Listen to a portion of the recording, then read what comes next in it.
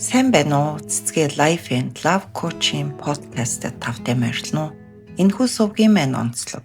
Бид хэнийг ч буруутгахгүй.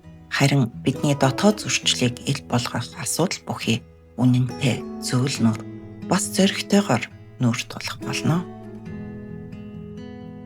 Сайн байна уу? Өнөөдөр бидний ярилцах сэдэв тийм хялбар сэдэв биш. Магадгүй маш олон хүн дотроо боддогч чангаар хэлж ярихаас имээдэг тэр сэдвийн тухай ярилцгийг шийдлээ. Энэ бол гэр бүлийн гадуурх харилцаатай байгаа хүн яагаад шийдвэрт хүрч чаддаггүй вэ? Өөрөөр хэлбэл шийдвэр гаргаж чадахгүй байгаа тийм гацалтын тухай ярилцгийг хэмээн шийдлээ. Бид найз нөхөд, танилуд, аль эсвэл тийм ээ кино зохиол дээр хардаг. Нэг хүн хоёр хүний дунд таг гацчихсан. Гаднаас нь харахад маш ойлгомжтой мэт санагддаг. Зүгээр л хин нэгэнд нь хэлээд салжхаач штэ. Гэр бүлээ сонгочооч штэ. Аль эсвэл энэ хайртай гэдэг хүндээ очооч штэ гэд ингээд хэлчмээр маш энгийн логиктэй харагддаг тийм ээ. Гэтэл яг энэ асуудал дотор тэр гурвалжин дунд байгаа хүний хувьд энэ дэлхийн хамгийн хэцүү даалгавар болоод хувирчихсан байдаг. Тэд яагаад шийдвэр гаргаж чаддгүй юм бэ? Маш олон жилээр нууц амргийн холбоонд явдаг. Тэр бүхэл бүр насаараа зурлалтсан хүмүүс ч гэсэн байдаг тийм ээ.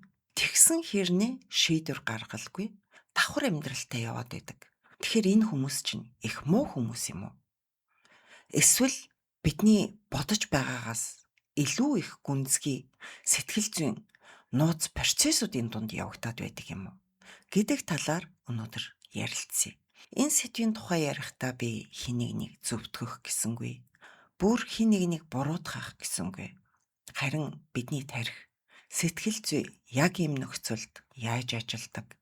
Яагаад ийм саажилтанд ороод идэг тухай шинжлэх ухааны үндслэлтэйгээр сэтгэл зүйн тийм ээ тайлбар оруулна, тайлбарлах хэмээн шийдлээ. Хэрв чиний болон чиний ойр дотны хин нэгэн ийм байдалд байгаа бол энэ дугаараас чи яг таарсан хариултыг олж авч магадгүй юм шүү. За энэ бүхнийг ярихын тулд хамгийн түрүүнд бүгдээрээ тархины хийсвэр төсөөллийн тухай ярих хэрэгтэй болох байх. Энэ гэр бүлийн гадуур харилцаанд орсон хүн шийдвэр гаргаж чадахгүй байгаагийн хамгийн эхний шалтгаан бол хоёр өөр ертөнцийн зөрчил гэдэг юм байдаг. Нэг талд нь яг нөгөө хүний гэр бүл бодит амьдрал нь байгаад байдаг. Тэнд үр хүүхдийн хичээл, ном, одоо тийм ээ банкны өр зээл, хадам аав ээж, хайртай хүмүүс нь өдөр тутмын тийм ахуйн асуудлууд боргилж байдаг байна. За энэ бол үүрэг хариуцлагын ертөнц гэж хэлж болно. За тэгвэл нөгөө талд юу байх вэ? Нөгөө талд тэр хүний фантази ертөнц байгаад байдаг. Тэр фантази ертөнцөд зөвхөн тэр хоёр л байна. Тэр хүн болон нууц амраг. Тэнд ахуйн асуудал гэдэг юм хөндөгдөхгүй. Маш гоё романтик мөчүүд, ойлголцол, догтлол, бүр сэтгэл зүй биеийн хувьд бие биендээ татагдсан тэр гоё догтлол тэнд байгаа. Тэгэхээр сэтгэл судлалд лимеренс гэдэг нэр томьёо байдаг юм аа. Энэ болохоор зүгээр нэг дурлалын тухай биш. Харин бүр хит авталт, нэг төрлийн сэтгэл зүйн донтолт гэдгийн талаар ярихад гарч ирдэг ойлголт юм л. Гадуур тийм ээ гэр бүлийн гадуур харилцаа бол яг л тийм бидний одоо стресстэй амьдралаасаа зүхтах өвчин намдагчийг үйлчилдэг гэж хэлж болно. Тэгэхээр тархинд допамин буюу таашаалын дааврыг маш ихээр ялгаруулдаг. Тэгэхээр тэр хүн тэр мэдрэмжийг авахын тулд тэр гуравдагч хүн лөө маш ихээр тэмүүлнэ. Тэр мэдрэмжийг алдахгүй гэхээс тэр хүн бас өгтлээ айдаг байна. Тиймээс үнэндээ нууц амрагтай хоёлаа нийлээд амьдрий л да гэж хэлж шийдэж чадахгүй тийм ээ. За салъя гэж яах вэ? Бүр хэлж чадахгүй. Яагад гэвэл салчий гэхээр нөгөө их тэр допамины их үсрээ алдаад өөрийгөө бүр ингээд өнөө гоё фантази амьдралаасаа ингээд тас огтлоод одоо өхмөл амьдрал руу шидчихэж байгаа юм шиг тийм байдалд ордог байна. Тэгэхээр энэ бидний хүн төрлөختний тархин дах шагналын систем гэдэг юмтай холбоотой маш хүчтэй биологийн урал байдаг юм байна гэдгийг та нар эхлээд ойлгоод аваарай. За дараагийн асуудал буюу айдас ба хоёрдмол байдал гэдэг асуудлыг бид бас авч үзэх хэрэгтэй байна. Тэгэхээр хүн ямар нэгэн таашаал зөвхөн хөөгд байгаа юм биш ээ. Яг үүний цаана бас тийм нэг амбивалент гэж хэлж болно тийм ээ. Хоёрдмол мэдрэмж буюу юм асар том айдас нуугдаж байдаг гэдгийг та нар бас бодох хэрэгтэй. Сэтгэл судлалд үүнийг алтхаас айх айдас буюу loss aversion гэж нэрлэдэг. Хүн альвааг шинээр олж авах хүслээсээ илүү яг одоо надад байгаа, яг одоо надад бий болсон энэ зүйлээ алдахгүй байх хүсэл нь түүнээсээ 2 дахин хүчтэй байдаг гэдэг тийм дүрэн байдаг баг. Тэгэхээр яг энэ дүрмийн дагуу яах вэ? Хэрвээ чи гэр бүлээ орхивол өөрийнхөө өнөөдрийг хүртэл бий болгож ирсэн амьдралын түүхээ, өнөөдрийг болтол тийм ээ өсгөн хүмүүжүүлсэн үр хүүхдүүдээ дээр нь нэмээд өнөөдрийг хүртэл хантайгаа хамтран зүтгэсэн санхүүгийн тогтвортой байдлаа хамгийн гол бас нэг чухал юм бол нийгэмд эзлэх байр суурь алднаа гэдэг ийм нэг айдас байдаг баг. Энэ айдас бол маш бодиттой, маш хүнд айдас байдаг. За тэгвэл 3 дахь хүнээ орхичвал яад юм бэ гэж хүн асуув тийм ээ. За тэгвэл 3 дахь хүнээ орхичих юм бол өөрийгөө ойлгуулсан тэр гоё мэдрэмж, өнөө хайр дурлалын одоо тийм допамин гэдэг юмыг бий болгож байгаа догтлол бүр магадгүй тийм ээ өөрийнх нь нөгөө залуу насыг дахиж мэдрүүлсэн мэд тэр гоё дурлалын мэдрэмжээ бас алдах гэдэг байхгүй. Тэгэхээр хүн яах вэ? Яана би алийг нь ч алдмааргүй юм штэ гэсэн маш их шунал болон аль нэг нь алдчихвд гэсэн айдсынхаа дунд гацаанд орчдөг байна. Тэгэн гот бидний тархич айгүй шуналтай. Ер нь яагаад хоёлын энэ зэрэг хатгалж болдгүй юм бэ гэдэг асуултыг тавьж эхэлдэг учраас бидний ийм хуурамч горим гэдэг юмд шилжиж эхэлдэг. Энэ нь яах вэ? Ямар нэгэн шийдвэр гаргахаас үргэлж зайлшгүй байдаг. Тэр шийдвэрийг хойшлуулсаар байдаг тийм нэг горим байдаг. Үүнийг одоо статус кво биас буюу одоо бодит байдлын гажуудал гэж бас нэрлэх нь байдаг. Ямар нэгэн ирээдүйд тодорхойгүй байхад хүн одоогийн зовлонтой ч гэсэн надад энэ танил нөхцөл байдалтай үлдэхийг илүүд үздэг. Тэр явдлын тухай юм байна. Нууц амаргийн асуудал дээр энэ бол зөвхөн яригддаг ш тийм ээ. Хүчирхийлэлтэй амьдрал дээр ч гэсэн хамгийн ихээр яригддаг. Тийм нэг гажуудлын тухай бид өнөөдөр энд ярилцлаа. За тэгвэл одоо дараагийн хэсэг рүү оръё л доо. Энэ бол өөрийн хуурах хуралт буюу хариуцлагаас зугтах хэв маяг гэж нэрлэж болно. Одоо бид арай гүн байдал руу оръё. Хүн хизээч өөрийгөө муухан гэж боддгоо байхгүй юу? Өөрөөр хэлбэл би муухан шүү гэж бодох маш дургүй байдаг. Би өөрийн хийж чадах хамгийн сайн юмыг хийж байгаа учраас би муухан биш гэж хүн бүхэн өөрийгөө тодорхойлдог. Тэгтэл яг гэр бүлээ хуураад байгаа. Энэ үйлдэл тухайн хүний өөрийнх нь үнэт зүйл буюу би муухан биш гэсэн үнэт зүйлтэй зөрчилдөд эхэлж байгаа. Ингээд ирэхээр тухайн хүнд яхав танин мэдгүй зөрчил гэдэг юм үсэт эхэлнэ. Энэ зөрчил тархинд маш муухай тийм тавгүй байдлыг үүсгэж эхэлнэ. Тэгвэл хүн юу гэж тайвшрах вэ тийм ээ? Хүн өөртөө ямар нэгэн түүх зохиож эхэлдэг байна. Тэр түүх нь юу байх вэ? Өөрийгөө зөвтгөх түүх. Та нар энэ тэнд зөндөө сонсч ирсэн байх. 3 дахь хүнтэй ямар нэгэн байдлаар хайр дурлалын түүх зохиочихсон хүмүүсийн үндсэн түүх юу байдаг вэ гэхээр миний одоо тийм ээ бит хоёрын эхнэр бит хоёрын гэрлэлт угаасаа ямар нэгэн байдлаар аль хэзээний өхмөл байдалд орчихсон байсан. Эхнэр аль эсвэл нөхөр маань намайг ерөөсөө огт ойлгодоггүй. Тэрнээс би юу гэж ийм байдалд орох вэ дээ? Тийм учраас би ер нь жаргалтай байх эрхтэй бидстэй гэх мэтэр. За яах вэ тийм ээ? Магадгүй манай монголчууд маш их хэрэг гэрэлдэг. Тэр үед үнэндээ хүн хайр дурлал уу аль эсвэл надад үүсэж байгаа хэрэгцээ шаардлага уу гэдэг яг энд гол чухал ялгаагаа олж мэдрээгүй үедээ ихэвчлэн амьдрал зохиогоод хүүхдтэй болчихсон байдаг болохоор энэ бүх одоо өөртөө зохиосон түүхийг буруутгахгүй байхын аргагүй. Өөрөөр хэлбэл хамгийн их одоо энэ бүхэнд тайлбар болж байдаг юм юу вэ гэхээр миний гэрлэлт бол хүүхэд насны буруу шийдэл байсан. Хүүхэдтэй болцсон чинь ээж аав хоёр одоо тэр үед хүүхэд өнчрүүлж болохгүй гэсэндээ биднийг суух хэрэгтэй, гэрлэх хэрэгтэй гэж зөвлснөөс үүдсэн одоо гэр бүлийн харилцаа. Тэрнээс энд хайр дурлал байгаагүй юм билээ одоо бодоход. Гэт ингээд тийм ээ үндэ яриад эхэлдэг тийм хүмүүс байдаг. Магадгүй энэ бүхэн тийм ээ үнэн байж магад. Гэвч одоо ямар нэгэн байдлаар өөртөө энэ түүхийг ярьснаар итгүүлснээр бид бодит үнэтэй нүүр тулах тийм шийдвэр гаргах хариуцлагаас цугтдаг байхгүй юу? Тэгэхээр энд нэг сонирхолтой бас нэг гонигтай зүйл байгаа л да. Ихэнх хүмүүс шийдвэр гаргахаас ингээд айдаг. Энэ бүхний гол шалтгаан нь хариуцлага ба буруутгалаас айдаг. Түүнээс өөрийн мэдлгүй цугтдаг доршоод байгаа. Хэнийг ч сонгосон хэнийг нь гомдох гээд байгаа биз? Өөрөөр хэлбэл чи нууц амаргаа сонгоно уу? Аль эсвэл Гэр бүлээ сонгоно уу? Алийг нь ч сонгосон чи аль нэг талдаа буруутан болоод харагдаад эхэлдэг. Тэгэхээр энд би буруутан шүү, би муу хүн шүү гэсэн энэ ачааг өргөхгүй тулд тэд за хизээ нэгэн цагт би баригдах бах, энэ бүхэн аяндаа шийдэгдэд хялбаршаад ирэх бах гэсэндэ цаг хугацаанд найдаад далд ухамсартаа одоо ямар нэгэн байдлаар дараагийн шийдвэр гаргах хүнийг хүлээгээд эхэлдэг.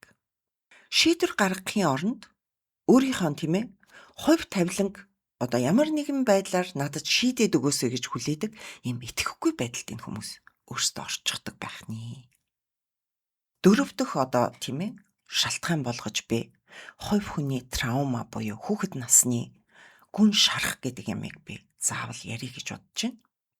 Заримдаа энэхүү 3 дахь хүнтэй холбогдсон байдал нь яг чиний одоо байгаа гэрлэлтээс биш. Бүр чиний бага нас. Аль эсвэл чиний удмын гэмтлээс одоо эхлэлтэй байх тал нь ч бий.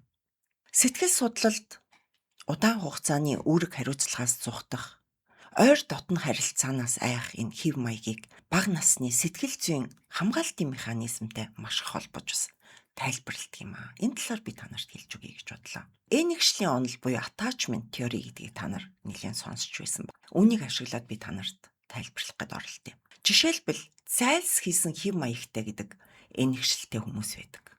Яг ийм хэв маягт өссөн хүмүүс яах вэ гэхээр багадаа ямар нэгэн байдлаар сэтгэл хөдлөлийн хувьд маш их ганцаардаж өссөн хүмүүс байдаг. Ээж аав нь орхиод ажилдаа явдаг байсан. Өнөө хүүхэд яг ярий гэх үед түнд тийм ээ хандаж ярилцах тийм хүн байгаагүй учраас сэтгэл хөдлөлийн хувьд маш их ганцаардалд өссөн. Тийм хүмүүс насанд хүрсэн хойно хин нэгэнтэй ойр дотн харилцаатай болохоос үхтлээ айж эхэлдэг. Тэдний хувьд яхав гэрлэлт эсвэл үүрэг хариуцлага гэдэг нь яг л тэдэнд шоронд орох мэт тийм одоо эрхчлөөгөө асуулж байгаатай адилхан хэмжээнд сонсогддог гэж хэлж болно.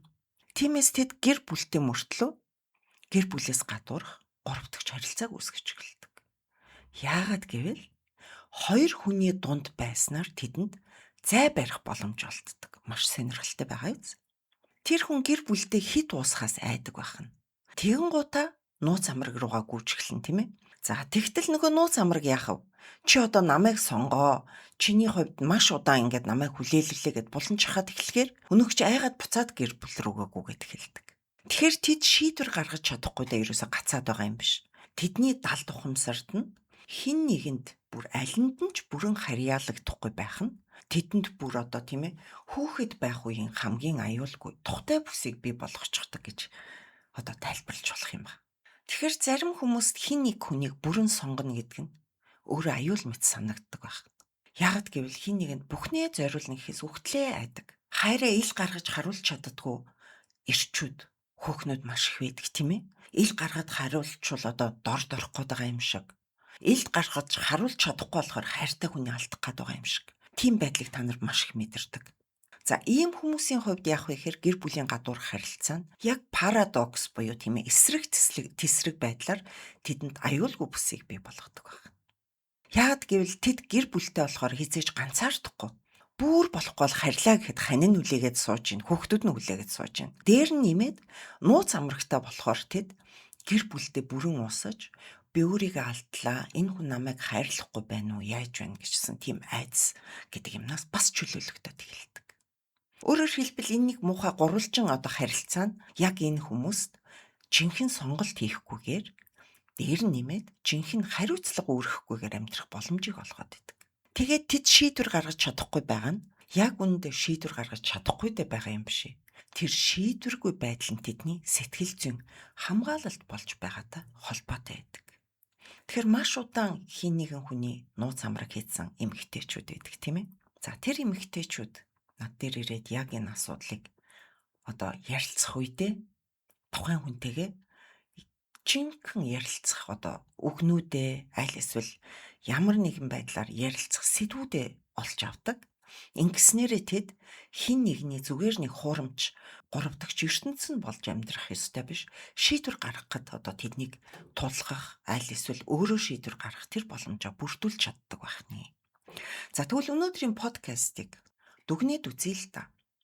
Өнөөдрийн хувьд бол гаднаас харахад тийм нэг юу ч хийхээ мэдэхгүй аль эсвэл шийдвэр гаргаж чадахгүй байгаа бусад хүмүүс нэг тэнэг хүн шиг харагддаг хүмүүс байдаг шүү дээ. Тэр хүмүүс бол хамгийн нэгдүгээр тархиндаа тийм физик химийн урвал буюу фантази химийн донтолтой төстэй тийм химийн урвалд орцсон байдаг байна. Нэгдүгээр. Хоёрдугаар loss aversion буюу тийм ээ алтхаас айдаг айцтай холбож би энэ хүмүүсийг та нарт тайлбарлаж өглөө. За гуравдугаар тухайн хүний ёс суртахууны зөрчил буюу cognitive dissonance гэж бас нэрлэдэг байдаг. Энэ талаар би та нарт бас тийм ээ холбож тайлбарлаж өглөө. За дөрөвдүгээрт хариуцлагаас зугтах хүсэл гэдэг юмтай нь холбож та нарт нэг үзлээ. За хамгийн сүүлд тийм ээ хүүхэд насны буюу одоо энэгшлийн онолын үүднээс маш их сэтгэл зүйн төгжрэлтэй байх боломжтой байдаг байна. Тэгэхээр хэрвээ чи ийм байдалд байгаа бол аль эсвэл яг иймэрхүү байдалд орсон хин нэгнийг ойлгох гэж хичээж байгаа бол нэг зүйлийг заавал санаарай.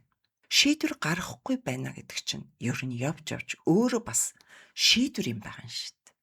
Магадгүй тийм ээ чи шийдэхгүй удах тусам амьдрал, цаг хугацаа эсвэл өөр хин нэгэн хүн чиний өмнөөс шийдвэрийг гаргацдаг байхгүй юу?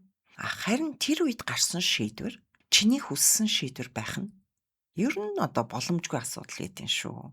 Тиймээс би та нарт зөвлөхөд хамгийн ихний алхам өөртөө шударга байгаа чи. Би юунаас айгаад байна? Би яг ямар мэдрэмжийг алдхаас айсандаа ямар нэгэн байдлаар шийдвэр гаргаж чадахгүй байгаа юм бэ гэдгээ цаасан дээр болгоод бичээд үзээрэй. Цагаан цаасан дээр хараар бичээд үтсэн байхад чи өөрийгөө тийм ээ яг нэгэн сэтгэл зүйч чамд зөвлөгөө өгч байгаа юм шиг олж харах тийм нэг боломжтой байдгийг. Тэгэхээр энэ фантази ертөнцөөс бодит байдлаа ялгаж салгах нь итгэрэл шийдлийн эхлэл байдаг юм шүү. Тэгэхээр өнөөдөр надтай хамт байсан та нартаа би бүгдэнд нь баярлалаа.